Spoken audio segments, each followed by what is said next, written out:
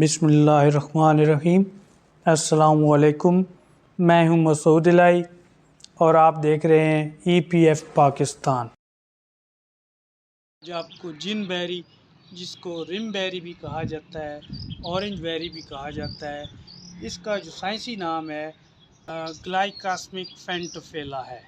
اس کا خاندان روٹیسیائی ہے۔ یہ اس کا آبائی علاقہ مشرقی ایشیا اور آسٹریلیا ہے۔ اس پنک کلر اور شائنی رسیلی بیری کی وجہ سے یہ دنیا میں مشہور ہے۔ اس کو کھانے کے علاوہ جوسز اور کھانوں کی نمائش کے لیے، ڈیکوریشن کے لیے استعمال کیا جاتا ہے۔ یہ جھاڑی نما سدا بہار درخت ہے۔ جن بیری کا پودا 1 میٹر تک بلند ہو سکتا ہے۔ اردو میں سے گنجی اور پنجابی میں بن نیمبو کہتے ہیں۔ فروری کے آغاز میں سفید پھول گچھوں کی صورت میں لگتے ہیں، جو کہ بعد میں پھل بن کر اپریل کے پہلے ہفتے تک پک جاتے ہیں۔ کچھ ماہرین کے مطابق اس کا تعلق سٹرس کے خاندان سے ہے۔ آج کی ویڈیو میں آپ کو اس کا جو ٹیسٹ ہے اور اس کو لگانے کے لیے جو موسمی تقاضے ہیں وہ بتانے کی کوشش کروں گا۔ موسمی تقاضے: آئیڈیل ٹیمپریچر 15 سے 25 سینٹی گریڈ ہے۔ ہوا میں نمی کا تناسب 50% سے زیادہ پسندیدہ ہے۔ تھوڑے عرصے کے لیے کم سے کم درجہ حرارت 0 سینٹی گریڈ تک برداشت کر سکتی ہے۔ میرے پاس 10 سینٹی گریڈ تک درجہ حرارت کو برداشت کیا ہے۔ اس میں زیادہ سے زیادہ 48 سینٹی گریڈ درجہ حرارت سایہ دار جگہ میں برداشت کر سکتی ہے۔ مٹی کیسی ہونی چاہیے؟ جن بیری زرخیز، اچھی نکاسی آب والی زمین پر اگنا پسند کرتی ہے۔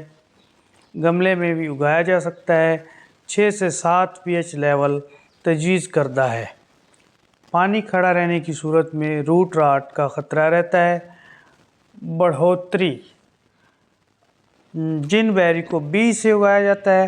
میرے پاس بیج سے پھل تک کا سفر 2 سال میں مکمل ہوا۔ پانی کی ضرورت: پانی روزانہ کی بنیاد پر دینا چاہیے، خاص طور پر خشک موسم میں۔ مٹی کی کیفیت کو دیکھ کر زیادہ پانی سے گریز کریں۔ یہ دیکھیے، بہت ہی رسیلی قسم کی بیری ہے، اس کو دکھائیے۔ اور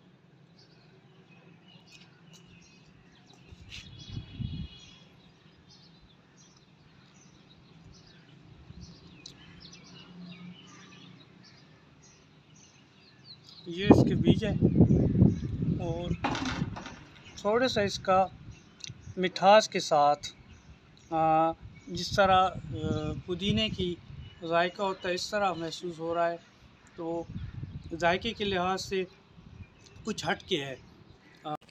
آخر میں اس کا ذائقہ جامن کی طرح محسوس ہوتا ہے، جیسے جامن کھانے کے ساتھ تھوڑی سی منہ میں خشکی سی محسوس ہوتی ہے۔ باغات کی تجویز: جیسا کہ یہ ایک نازک پھل ہے، زیادہ دیر تک محفوظ نہیں رہ سکتا، اس لیے بڑے پیمانے پر باغات لگانا بہتر نہیں رہے گا۔